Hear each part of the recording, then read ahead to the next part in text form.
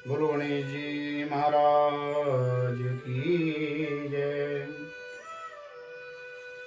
वक्रतुंड महाकाय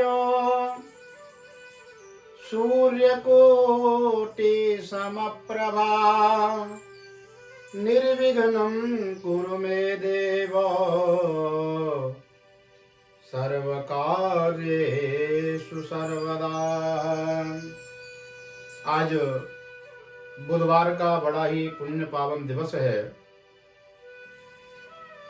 भगवान गणेश जी का ये शुभ दिन माना गया है। आज के दिन भगवान गणेश जी की विशिष्ट आराधना पूजा संपूर्ण प्रकार की कामनाओं को परिपूर्ण करने वाली होती है।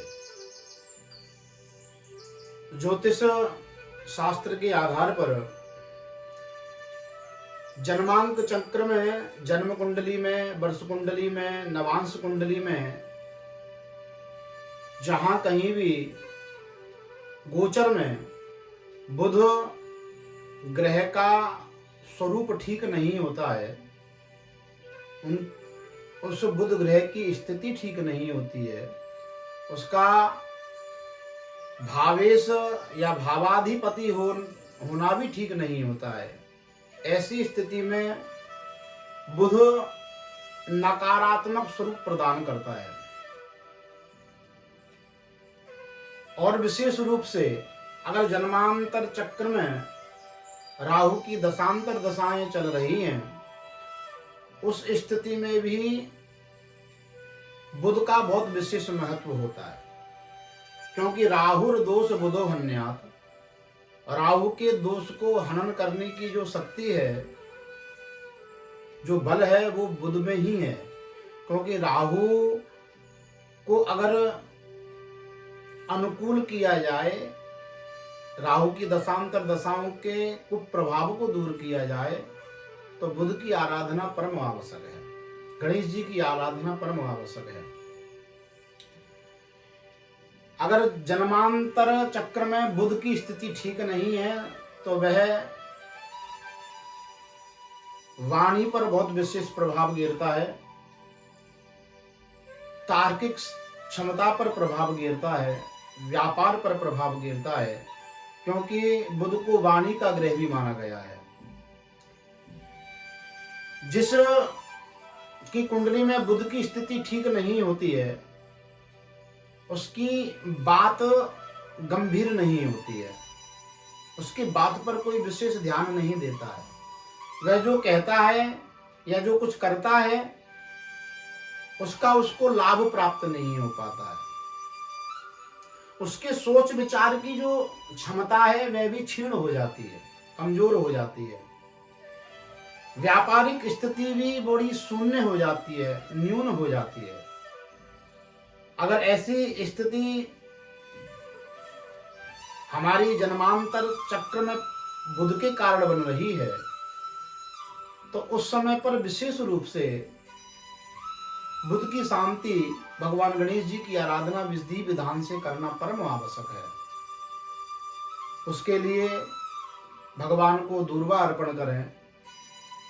गणेश जी को 3-3 कोपल वाली हरी हरी दूर्वा हल्दी मिलाकर के गंगा जल से मिश्रित करते हुए ओम गंगणपते नमः मंत्र के द्वारा या ओम श्री गणेशाय नमः मंत्र के द्वारा भगवान गणेश जी के चरणों में अर्पित करें। गणपति अथर्व शीर्ष का पाठ करें या उसको श्रवण करें। संकष्ट नाशन गणपति स्तोत्र का पाठ भी करें। भगवान गणेश जी की प्रसन्नता के लिए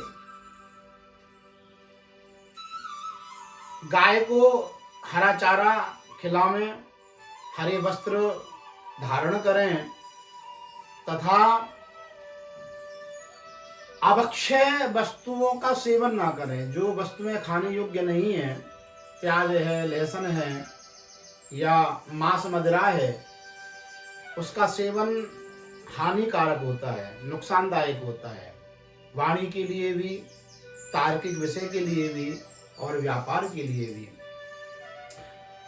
और रात को शयन करते समय एक ताम्र पात्र में, एक तांबे के गिलास या लोटे में जल अपने सिराने पर रखें और प्रातः स्नान आदि के बाद नित्य कर्म के पश्चात उस जल को पीपल की जड़ में अर्पण कर दें।